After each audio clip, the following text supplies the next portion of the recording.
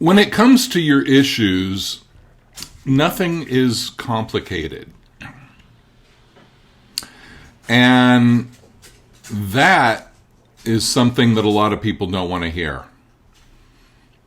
Now, a lot of clients come to me and they have whatever issue, whether it's an internal thing like a certain insecurity, fear pattern, whether it's a relationship or job issue, whatever it is, they like to start off by saying it's really complicated. And what I like to do is to simplify and to say, it's not really that complicated. It's really that you are avoiding emotions by creating complications in your mind. So, complicating things is a way to uphold your emotional avoidance patterns. If you can say, well, this situation is so complicated that, it's going to take a lot of time to deal with, and there's a lot to figure out, and a lot of times what it is really, for example, let's say your relationship isn't working. Let's say there are real deal breaker things here that pretty much show that it's not going to work. But you have emotional ties and you aren't in an emotional place where you can break up right now, even though you know you should. So you create this idea of complication. But really the complication is just a self-created maze that you allow yourself to get lost in for a while. It's just a delaying tactic. And so it could be the same with a job or whatever. Like, people tell me the whole story. And, it's like, well, my boyfriend cheats on me and he gave me an STD. He breaks my stuff. He steals my stuff. He borrows money and never pays it back. We never have sex. And he hates my family that I'm very close to. And he doesn't like to go out, but when he's home, he's just playing video games. It's really complicated. I don't know what to do. Okay. It's not really complicated. You are in a really dysfunctional relationship. And the only thing we need to figure out here is, what is it in you that makes you unable to leave this relationship? That's all that you really need to know. What are you hanging on to? And in the end, what you're hanging on to is emotional avoidance. You're hanging on to avoiding the emotion. Well, if I break up, maybe I'll never meet anybody else. I'll be lonely forever. I'll regret it for the rest of my life. Maybe. So don't break up. Then it's not complicated. Stay with the person that has all of the characteristics that I just went through, and just decide that's your life. That's not complicated. Or break up and go through all the emotions that you need to to go through when you break up. That's not complicated either.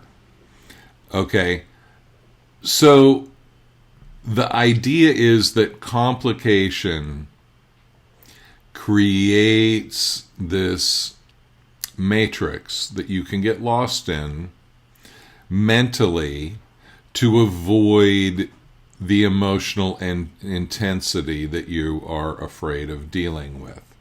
the emotional intensity that might happen in the interaction, or the emotional intensity that might just happen within you.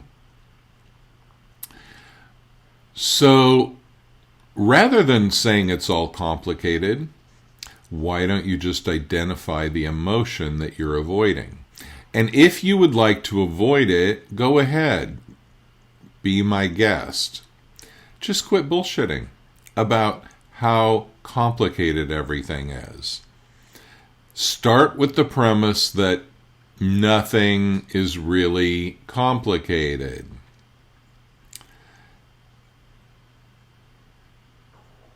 Nothing's really complicated.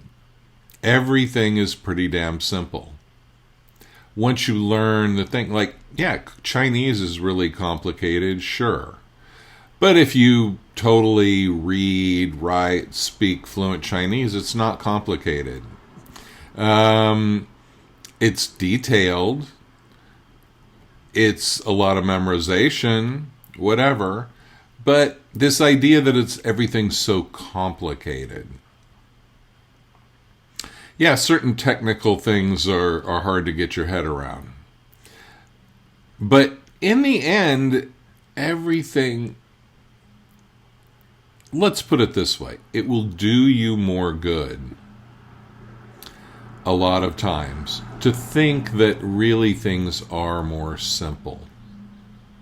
You know, theories are all about taking the complicated outer world and explaining it more simply. That's what theories are. And so theories are about reducing complication, right? Statistics is about taking the complication of the world, like a poll, right? You have millions of people with opinions, and so you get the right sample size, you ask the questions, and you get a mapping of the opinions of the people. If you went and talked to millions of people for 5 hours each and asked them about all their opinions, and then tried to compile all of that anecdotal information, yeah, it would be really complicated. So there's something that you need to do. There's a theory to find. And here's one that I'm presenting right now about this. Nothing is complicated. That's my theory. Nothing is really complicated, especially in interpersonal dynamics in your own psychology.